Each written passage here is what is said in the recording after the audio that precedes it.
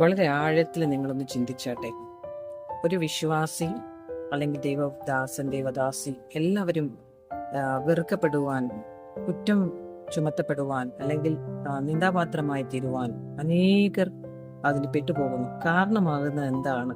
വിശ്വാസി എന്ന് പറയുന്ന ദൈവമക്കൾ എന്ന് പറയുന്നവരുടെ ഇടയിൽ ഈ പാപങ്ങൾ കടന്നു വരുവാനോ അവര് അതിനെ ജയിക്കാൻ പറ്റാതെയും ജയിക്കുന്നവരുണ്ട്, ജയിക്കാൻ ട്രൈ ചെയ്യുന്നവരുണ്ട്. Okay, what ever it is. എന്തുകൊണ്ടാണ് ഇതൊക്കെ സംഭവിക്കുന്നത്? വീണ്ടും ചോദിച്ചു വന്നു.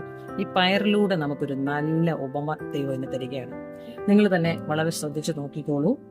ആ ഉപമ ഇപ്രകാരമാണ്.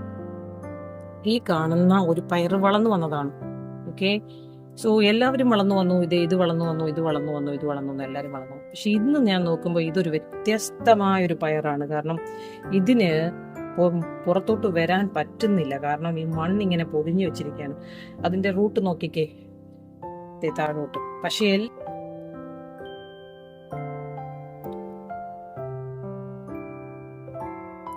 എല്ലാവരും വളർന്നു, പക്ഷെ ഇതിന് മാത്രം മുകളിലേക്ക് വരാൻ പറ്റുന്നില്ല. മണ്ണുകൊണ്ട് അതിനെ അങ്ങ് പൊതിഞ്ഞിരിക്കുകയാണ്. ബാക്കിയെല്ലാം ഒരേപോലെ വളർന്നു വന്നതാ. എല്ലാത്തിന്റെയും മണ്ണിനെ എല്ലാരും തട്ടിക്കളഞ്ഞു. ഓക്കെ, പക്ഷെ ഇതിന് മാത്രം ഒരു പ്രത്യേകതയുണ്ട്. അതിന്റെ ഇലയിങ്ങനെ വന്നു, പക്ഷെ അതിൻ്റെ അകത്തൊരു ജീവൻ ഉള്ളത് കൊണ്ട് അതിൻ്റെ അകത്തിരിക്കുന്ന ജീവൻ മണ്ണിനെ തള്ളിക്കളഞ്ഞ് അത് പുറത്തേക്ക് ചാടി വരുന്നത് നമ്മൾ കാണും. നിശ്ചയമേ. ഹല്ലേലൂയ. നിന്റെയും എൻ്റെ ജീവിതം ഇത് തന്നെയാണ്. സത്യം പറയും തോറും നമ്മളെ ഏൽപ്പിച്ച ദൗത്യം നമ്മൾ പറയുകയാണ്. സ്ത്രീകൾക്ക് ശുശ്രൂഷയുണ്ട്. സ്ത്രീയും പുരുഷനും ഒന്നാണ്. ഓരോ ദിവസത്തിലും ദൈവം പുതിയ പുതിയ വെളിപ്പാടുകളെ തരികയാണ്. ഇന്ന് നമുക്ക് തന്ന വെളിപ്പാടാണ് ആവർത്തന പുസ്തകം 19-ാം അധ്യായത്തിന്റെ 15-ാം വാക്യവും യോഹന്നാന്റെ സുവിശേഷം 8-ാം അധ്യായത്തിന്റെ 17-ാം വാക്യവും നിങ്ങൾ തന്നെ വായിക്കണം. എന്തുകൊണ്ട് യേശു കർത്താവ് 12 ശിഷ്യന്മാരെ തെരഞ്ഞെടുത്തപ്പോൾ, അപ്പോസ്തലന്മാരെ തെരഞ്ഞെടുത്തപ്പോൾ ഒരു സ്ത്രീയെ അതിൽ തെരഞ്ഞെടുത്തില്ല? അതിന്റെ ഉത്തരം ഇതാണ്. സ്ത്രീയെ തെരഞ്ഞെടുക്കാത്തതിന്റെ ഉത്തരം, അന്ന് യഹൂദന്മാരുടെ ഇടയില് ഒരു പുരുഷൻ 2 പുരുഷന്മാരുടെ വാക്കുമൊഴികളാണ് അവിടെ സാക്ഷ്യമായി എടുക്കുന്നത്. ഒരു സ്ത്രീയുടെയും വാക്യം സാക്ഷിമൊഴികളായി എടുക്കാറില്ല. അവരുടെ കോർട്ടില് പുരുഷന്മാരാണ് അവരുടെ വാക്കുകളാണ് കേൾക്കുന്നത്, സാക്ഷിമൊഴികളാക്കുന്നത്. അപ്പോൾ യേശു കർത്താവ് അന്ന് അപ്പോസ്തലന്മാരായി ശിഷ്യന്മാരായി സ്ത്രീകളെയും അന്ന് ഡിക്ലെയർ ചെയ്തിരുന്നുവെങ്കിൽ, ഇവരുടെ കൂട്ടത്തിൽ കൂട്ടിയിരുന്നുവെങ്കിൽ അവരാ കാര്യം കേൾക്കുകയില്ലായിരുന്നു. എല്ലാം ദൈവം ക്രമമായിട്ടാണ് ചെയ്യുന്നത്. പക്ഷെ ദൈവത്തിന് തെറ്റുപറ്റിയോ? യേശു കർത്താവ് തന്റെ മരണ ശുശ്രൂഷയ്ക്കായി മുമ്പായി തന്റെ ശുശ്രൂഷ 26-ാം അധ്യായത്തിന്റെ 7-ാം വാക്യം മുതൽ ആ തലയിൽ മറിയെ കൊണ്ടാണ് എണ്ണ ഒഴിപ്പിച്ചത്. ദൈവത്തിന് തെറ്റുപറ്റിയില്ല. ശിഷ്യന്മാരെല്ലാം അത് കണ്ട് കുറ്റം വിധിക്കുന്നുണ്ട്. പക്ഷേ യേശു പറഞ്ഞു, ഇത് അവസാനം വരെയും ഇത് പ്രസ്താവിക്കും. സുവിശേഷം അറിയുന്നിടത്തെല്ലാം ഇത് പറയും. ഹല്ലേലൂയ. അടുത്തത് റോമാലേഖനം 16-ാം അധ്യായത്തിന്റെ 7-ാം വാക്യത്തിൽ യൂനിയ എന്നൊരു അപ്പോസ്തലൻ ഉണ്ടായിരുന്നത്. 1-ാം വാക്യത്തിൽ 16-ന്റെ 1-ല് റോമാലേഖനത്തിൽ പൗലോസ് മറന്നില്ല ഫേബേനെ പാസ്റ്ററാക്കാനായിട്ട്. അവളൊരു ശുശ്രൂഷക്കാരത്തിയാണ് ഒരു സഭയിലെ. നമ്മുടെ ഡീക്കൻ എന്ന് മാത്രം ഷെമ്മാശി എന്നൊക്കെ പറഞ്ഞിരിക്കും. അവരൊരു ശുശ്രൂഷക്കാരത്തിയാണ്. നമ്മളൊരു സഭയിലെ ശുശ്രൂഷക്കാരൻ എന്ന് പറയുന്ന പോലെ അവളൊരു സഭയിലെ ശുശ്രൂഷക്കാരത്തിയാണ്. പൗലോസ് അവളെ അപ്പോയിന്റ് ചെയ്യുകയാണ്. ദൈവം അവളെ അപ്പോയിന്റ് ചെയ്യുകയാണ്. ഹല്ലേലൂയ. അപ്പോൾ മർമ്മങ്ങളിലേക്ക് നമ്മൾ പോവുകയാണ്.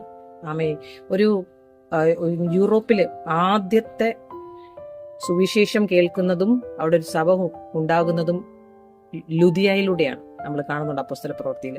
അപ്പോൾ ദൈവത്തിന്റെ പ്രവൃത്തിയെ ആദ്യമായി സ്വർഗാരോഹണം ഉയർത്തെഴുന്നേൽപ്പിന് ശേഷം യേശു കർത്താവ് ആദ്യം കണ്ടുമുട്ടുന്നത് ഒരു സ്ത്രീയാണ്, മറിയയാണ്. അവളോടാണ് പോയി സുവിശേഷം അറിയിക്കാൻ. ബി ദ വിറ്റ്നസ് എന്ന് അവളോടാ പറയുന്നത്. അന്ന് വരെയും വിറ്റ്നസ് സ്ത്രീകളല്ല, പക്ഷെ അന്ന് മുതൽ സ്ത്രീകളെ വിറ്റ്നസ് ആക്കി. അപ്പോൾ ഈ യേശു കർത്താവ് ഈ ഭൂമിയിൽ ഇരുന്നപ്പോൾ ചെയ്യാതിരുന്നത് കൊണ്ട് നിങ്ങളെല്ലാവരും ഈ സ്ത്രീകളെ അടിച്ചമർത്തി വെച്ചപ്പോൾ ദൈവം ഇന്ന് ഓരോ ദിവസത്തിലും വെളിപ്പെടുത്തുകയാണ്. ഒറ്റ പാസ്റ്റർ, എനിക്ക് ഒത്തിരി പേര് മെസ്സേജ് അയച്ചു, പാസ്റ്റർമാര് സ്ത്രീകൾക്ക് ശുശ്രൂഷയുണ്ട്, അവർ വിശുദ്ധയാണ് പരിശുദ്ധയാണെന്നൊക്കെ പറയും. അവര് പാസ്റ്ററാകാനോ അപ്പോസ്തലയാകാൻ പറ്റുമോ എന്ന് നീ ഒന്ന് പറ, നിന്റെ വായൊന്ന് തുറക്ക്. നിന്നെ പോലെ തന്നെ സ്ത്രീകളും അപ്പോസ്തലും ശുശ്രൂഷക്കാരും പാസ്റ്ററും ആകാൻ പറ്റും. അത് ദൈവത്തിന്റെ നീതീകരണമാണ്. ദൈവം അത് പുറത്തു കൊണ്ടുവന്നുകൊണ്ടിരിക്കുകയാണ്. ഹല്ലേലൂയ. ഉൽപ്പത്തി പുസ്തകം 5-ാം അധ്യായത്തിന്റെ 1-2 വാക്യങ്ങൾ വായിക്കുമ്പോൾ ദൈവം മനുഷ്യനെ സൃഷ്ടിച്ചിട്ട് അവർക്ക് ആദമെന്ന് പേരിട്ടു. ആദമിന്റെ അകത്ത് സ്ത്രീയുണ്ട്. പിന്നീട് ഹല്ലേലൂയ, അവർക്ക് 2 പേർക്കും കൂടെ ആദമെന്നാണ് പേരിട്ടത്. പുരുഷനിൽ നിന്നാണ് സ്ത്രീയെ ഉണ്ടാക്കിയത്. പക്ഷെ നമ്മൾ ഉടനീളം ഈ 1 കൊരിന്ത്യ ലേഖനത്തിലാണെങ്കിലും എല്ലാത്തിലും, 1 തിമോത്തിയുടെ ലേഖനം നിങ്ങൾ പറയുന്ന വാക്യമാണെങ്കിലും എല്ലാത്തിലും അവിടെ പറയുന്നുണ്ട്, പുരുഷനെ കൂടാതെ സ്ത്രീയുമില്ല, സ്ത്രീയെ കൂടാതെ പുരുഷനുമില്ല. So nothing form. അത് ദൈവത്തിന്റെ പദ്ധതിയെ നമ്മൾ മനസ്സിലാക്കണം. ഗലാത്യലേഖനം 3:28 പറയുന്നു, സ്ത്രീയും പുരുഷനും ഒന്നുമില്ല, അങ്ങനൊന്നുമില്ല ക്രിസ്തുവിൽ. നമ്മൾ പുതിയതായി ജനിച്ചുവെങ്കിൽ എല്ലാവർക്കും ഒരു ദൗത്യമുണ്ട്.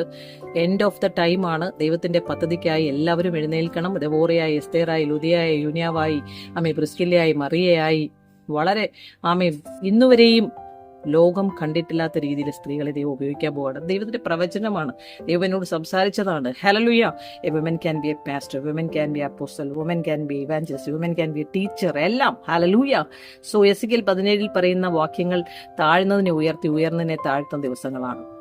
ഇഫ് യു ആർ ചോസൻ, നിങ്ങൾ ഈ കാര്യത്തിൽ ഇരുന്ന് ദൈവത്തോട് ചോദിക്കണം, എനിക്ക് എവിടെയാണ് തെറ്റുപറ്റിയത്?